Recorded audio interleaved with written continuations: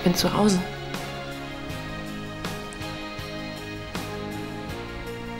Sarah, ich hätte so eine Angst, dich zu verlieren. Erinnerst du dich noch an Simone? Deine erste große Liebe? Sie war nämlich schwanger von dir. Aber deine ach so wunderbare Schwester da, sie hat dafür gesorgt, Olivia, bitte! Dass Simone das Kind abtreibt.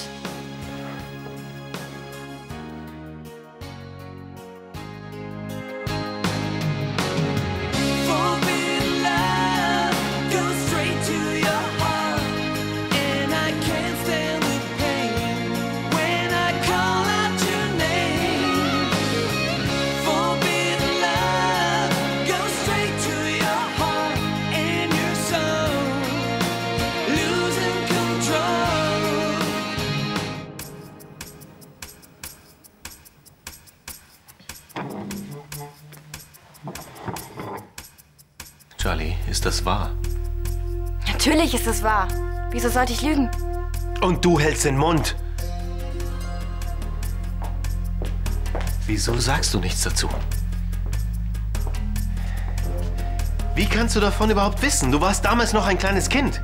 Ich habe meine Quellen. Ach ja, deine Quellen, ich vergaß. Los, verschwinde! Ich wünsche allen noch ein schönes Fest.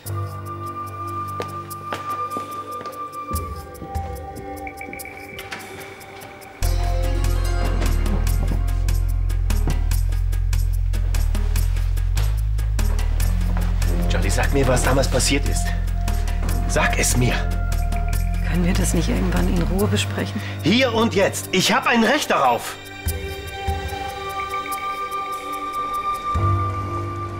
Olivia! Warte! Was war denn das für eine Nummer? Hat sie dir gefallen? Ich fand's total arm. Weil du keine Ahnung hast. Ey, selbst wenn's stimmt, musstest du Charlie vor ihren Freunden so bloßstellen. Was unsere liebe Tante mit mir gemacht hat, war viel schlimmer. Also spiele nicht den Papst für Arme. Was hat sie denn getan? Sie hat meine große Liebe zerstört. Du meinst die Sache mit Andi? Oh ja, Andi. Vielleicht bin ich sogar wirklich von ihm schwanger, aber das hat die liebe Charlie ja nicht interessiert. Sie hat mich verraten und jetzt ist Schluss. Und was ist mit Lars? Was glaubst du, wie der sich jetzt fühlt? Es ist mir scheißegal. Ich glaub das alles nicht. Wenigstens bin ich jetzt nicht mehr die Einzige, die sich total beschissen fühlt.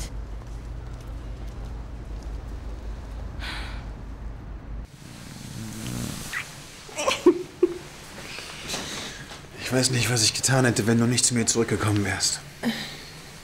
Worüber du dir Gedanken machst.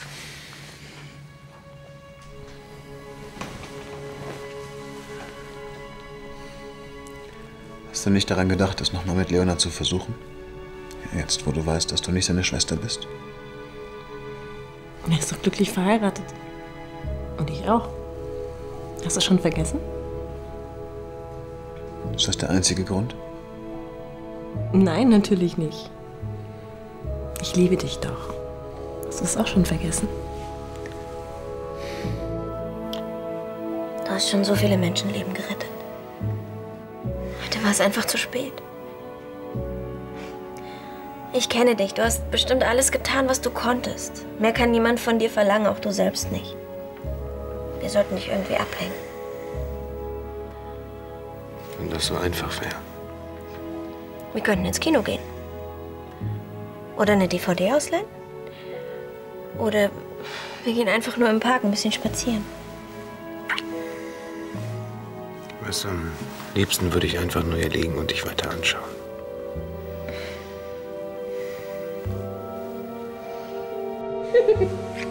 Weißt du, was ich gestern entdeckt habe?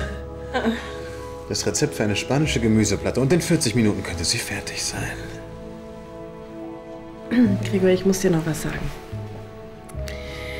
Also nachdem wir uns ausgesprochen hatten, Leonard und ich, da hat er mich, also ich meine, da hätten wir uns... Psst. Das will ich alles gar nicht wissen. Du bist zu mir zurückgekommen. Und das ist alles, was zählt.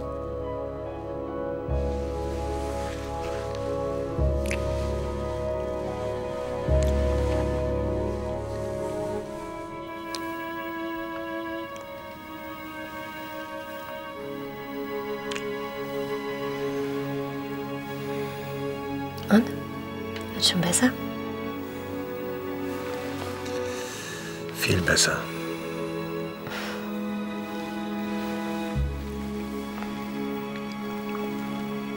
So, und jetzt will ich wissen, was Olivia damit gemeint hat. Hat sie die Wahrheit gesagt? Oder war das wieder eine ihrer üblichen Intrigen? Du weißt doch, wie sie ist. Mit der Wahrheit hat sie es noch nie so genau genommen. Was ist damals passiert, Charlie? Sag es mir! Es hat tatsächlich mit Simone zu tun. Was ist mit ihr? So genau kann ich mich nicht mehr erinnern. Das ist doch schon 15, 16 Jahre her. Soll ich Olivia fragen? Die weiß es sicherlich ganz genau. Eines Tages stand Simone bei mir vor der Tür und sagte, sie sei schwanger von dir. Wieso weiß ich nichts davon? Du warst gerade in Boston und hast dich an der Uni eingeschrieben. Richtig, Boston. Und weiter? Sie hat mir den Schwangerschaftstest gezeigt. Der war positiv. Warum hast du mich nicht angerufen? Oder mir Bescheid gesagt, als ich wieder da war? Das wäre doch das Normalste auf der Welt gewesen. Du warst noch so jung, Lars. Und du hattest gerade das Stipendium für Boston bekommen. Außerdem hattest du dich 2 Monate vorher von Simone getrennt. Aus verdammt gutem Grund, wenn ich dich erinnern darf. Ich glaube das einfach nicht. Wenn du Vater geworden wärst, du hättest doch niemals dein Jurastipendium angetreten. Und du weißt, wie wichtig das für deine Karriere war. Oh ja. Lars, wir wollten doch immer raus aus dem Provinzmief. Etwas erreichen, erfolgreich sein. Das wäre viel schwieriger geworden mit einem Kind. Diese ganze Karrierenummer. Wohlstand, gesellschaftliche Anerkennung. Das hat mir nie viel bedeutet, aber dir. Und genau deshalb hast du Simones Schwangerschaft verschwiegen. Aus keinem anderen Grund.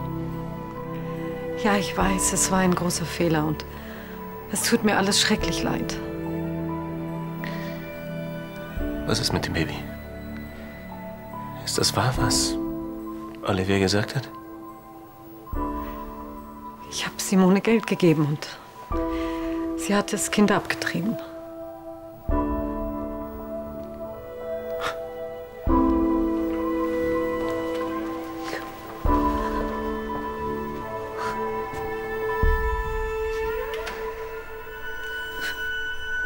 Kannst du denn nicht verstehen, warum ich das gemacht habe?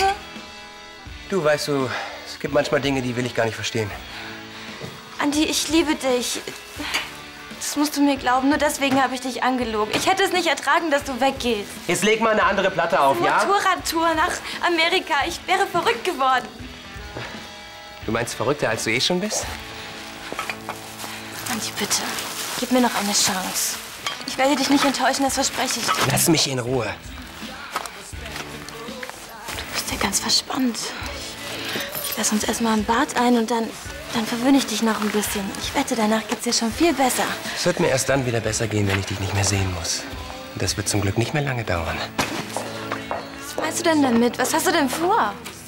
Das, was ich schon vor 3 Wochen hätte tun sollen. Ich fahre morgen nach Rotterdam und schiff mich mit meiner Maschine ein. Hasta la vista, Baby.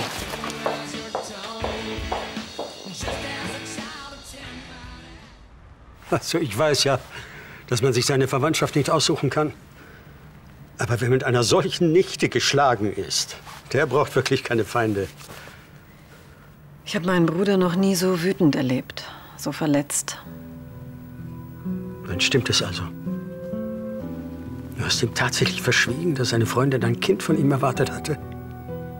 Ich wollte nicht, dass er sich seine Zukunft verbaut. Er hatte so glänzende Perspektiven. Das war sein Kind. Du hattest kein Recht. Ja, ich weiß, ich hätte das nicht tun dürfen. Das kann ich nie wieder gut machen. Lars wird mir das nicht verzeihen. Das könnte man ihm zumindest nicht verdenken. Andererseits, die Zeit heilt alle Wunden. Arno, ich begreife heute auch nicht mehr, wie ich das tun konnte. Aber glaub mir, ich habe es nur gut gemeint. Das weiß Lars natürlich auch. Und deshalb, Charlie, er wird dir eines Tages verzeihen. Hoffentlich hast du recht. Alles andere wäre furchtbar.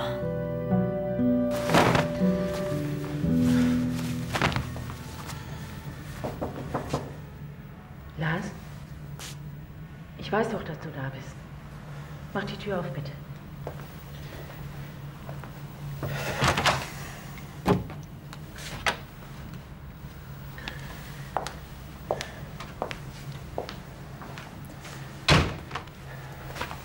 Was fällt ihr ein?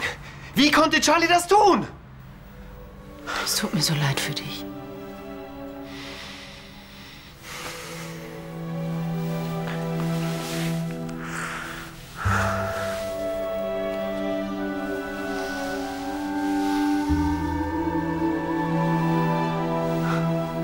Die arme Charlie, das muss sie schwer getroffen haben.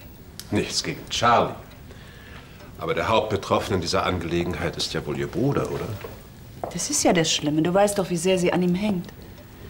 Und wenn er sich jetzt von ihr zurückzieht, das würde ihr den Boden unter den Füßen wegreißen. So ganz unschuldig wäre sie daran wohl nicht.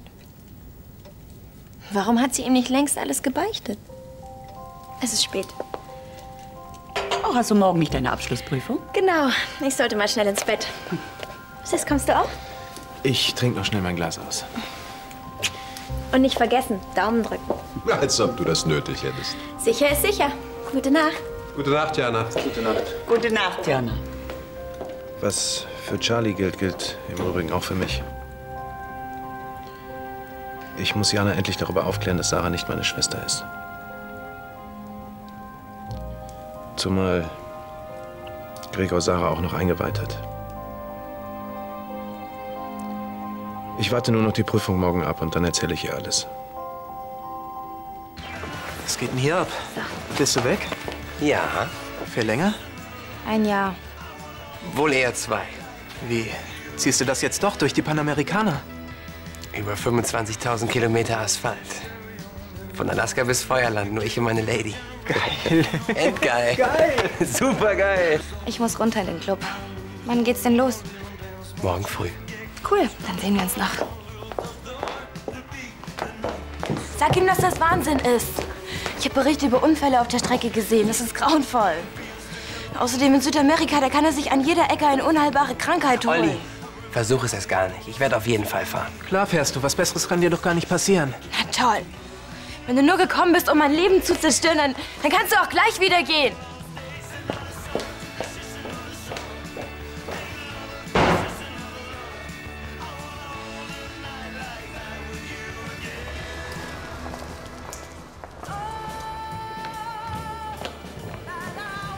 Guten Morgen, Herr Schneider. Angelo, ist meine Schwester schon da? Tut mir leid, sie kommt heute etwas später. Kann ich ihr was ausrichten? Danke, ich warte. Machen Sie mir bitte einen Espresso. Kommt sofort.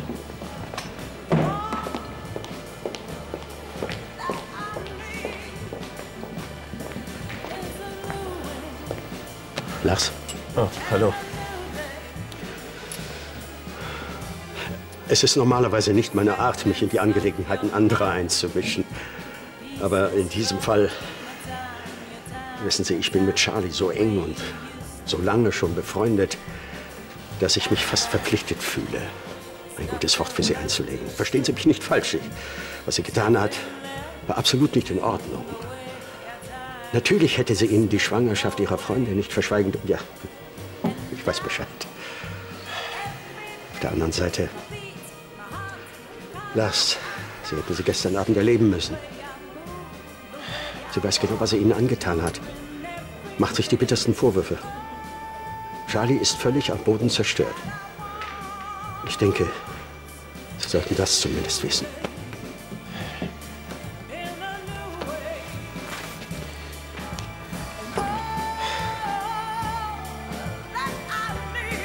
Also, Miriam, wir haben hier 8 Produktgruppen mit Festpreiseingabe. 4 davon kannst du über diese Direkttasten eingeben. Das heißt zum Beispiel Latte Macchiato groß, Puff, 2,80. Oder aber total angesagt, die Orangenbrause, 3 €.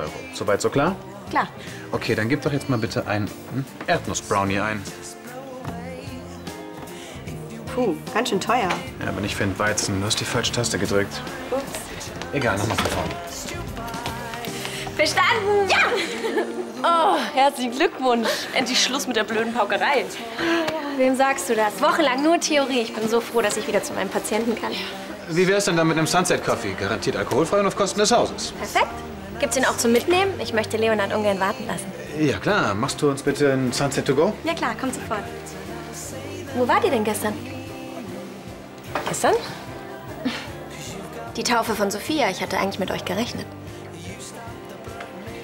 Ich hatte einen Termin. Beim Prof, den hatte ich schon zweimal verschoben, also den Termin. Ja, und ich habe hier auf eine Bierlieferung gewartet, stundenlang, sonst wäre ich natürlich gekommen. Haben wir was verpasst? Ja, die Zeremonie war wunderschön, sehr feierlich. Nur am Ende gab es irgendwie Streit zwischen Lars und Charlie. Was war denn los? Olivia hat irgendwas über Charlie verraten, was Lars nicht wissen durfte. Ja, und dann ist Lars völlig ausgerastet. Und Charlie ist jetzt total fertig. Bitteschön. Super, danke. Dann werde ich Leonhard nicht länger auf die Folter spannen. Man sieht sich. Ciao. Bis dann. Hoffentlich sagt er es ihr irgendwann. Das geht doch so nicht weiter.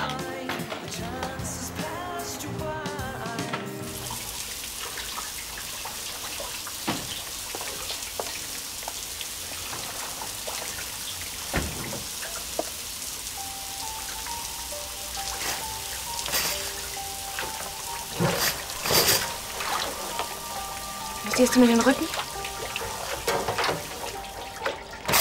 Aber sonst geht's dir gut? Bitte, zum Abschied. Du machst es so perfekt. Gib mir lieber ein Handtuch.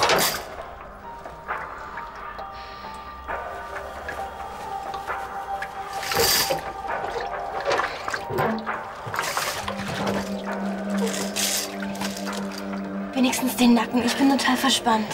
Du hast es wohl immer noch nicht kapiert, oder? Ist nichts mehr mit massieren. Finito. Du bist Geschichte für mich. Und jetzt gib mir das Handtuch. Kannst du dich nicht mehr daran erinnern, wie schön es immer mit uns war? Lass es uns noch einmal tun, hier unter der Dusche, bevor du losfährst. Du hast mal gesagt, ich wäre die einzige Frau, mit der du... Jetzt hör endlich auf damit. Ich kann das nicht mehr hören. Selbst wenn du die einzige Frau auf der Welt wärst. Du bist tot für mich. Ich würde dich nicht mal mehr anpacken.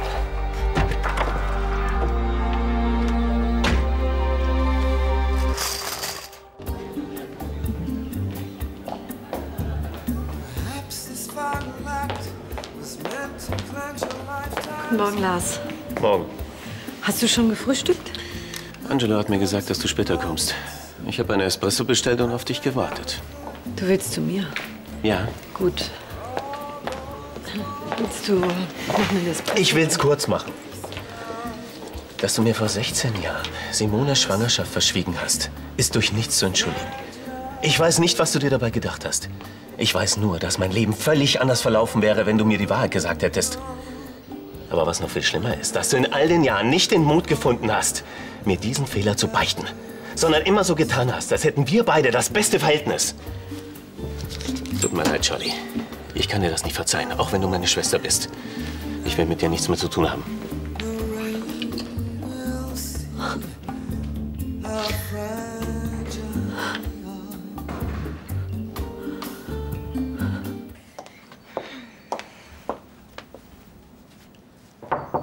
Ja? Herzlichen Glückwunsch zur bestandenen Prüfung. Danke, du weißt es schon. Gute Nachrichten sprechen sich halt schnell rum. War es denn schwer? Ach, überhaupt nicht. Die Angst war völlig unbegründet. Na ja. Besser vorher ein bisschen Lampenfieber als hinterher böses Erwachen. Mhm. Hast du schon mit Leonhard darüber gesprochen? Leider nicht, ich kann ihn nicht erreichen. Ich glaube, er ist im Krankenhaus und hat sein Handy ausgeschaltet. Ich weiß einfach nicht, was ich anziehen soll. Wir gehen bestimmt ein bisschen feiern, aber ich kann mich nicht entscheiden. Nimm das. Es geht nichts über ein kleines Schwarzes. Ich glaube, dafür hätte ich mich entschieden. Ja, dann noch viel Spaß beim Feiern. Den werden wir haben.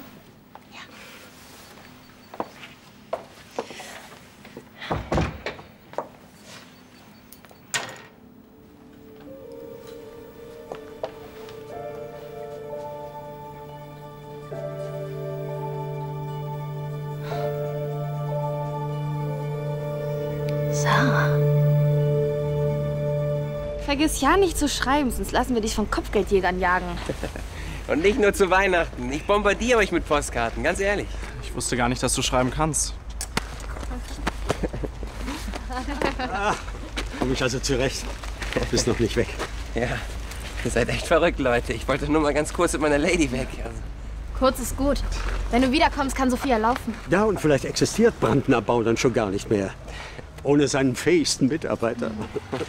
Donnerwetter. Sag mal, bleibt's denn bei deiner Kündigung oder sehen wir dich alle heute Abend schon wieder? Keine Panik. Diesmal gehe ich wirklich. Und Sie werden dann endlich merken, wer die ganze Zeit die Drecksarbeit gemacht hat. Ja, da. Für die letzten 2 Wochen. Plus Sonderzulage für besondere Verdienste. Super. Danke. Die kann ich echt gut gebrauchen. Danke. Also, mach's gut, Lisa. Viel Glück. Vor allem in der Liebe. Oh, Spinner. Nein, im Ernst. Heute würde ich viele Sachen anders machen, weißt du? Vor allem würde ich nicht noch mal auf so eine Olivia reinfallen. Ich hab dir damit wehgetan. Und es tut mir leid. Ich hab's überlebt. Und für mich bleibst du mein ganz wunderbarer Mensch. Daran ändert selbst Olivia nichts. Hey, für dich, damit du immer wieder den Weg zu deinen Freunden zurückfindest. Ach kommt, ich war doch froh, dass ich euch eine Weile nicht sehe. Dann hau mal rein. Lass dich hier nicht blicken, bevor du mit deiner Lady nicht mindestens 20.000 Kilometer abgerissen hast. Ey. Das ist der Plan. Okay, Leute. Born to be wild. Danke.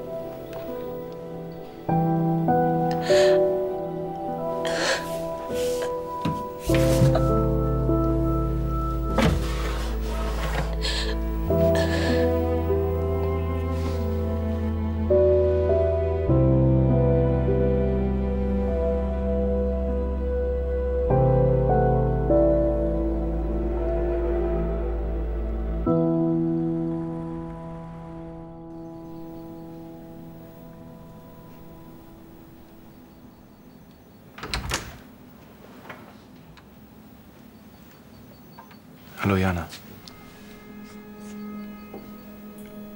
Ich hatte gehofft, dass ich dich hier finde.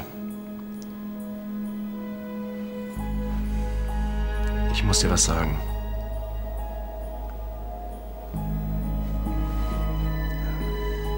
Sarah und ich, wir... Du brauchst gar nicht weiterreden. Ich weiß es schon. Sag Sarah einfach, sie soll das nächste Mal ein bisschen vorsichtiger sein. Sie hat ihre Haarspange in unserem Bett verloren.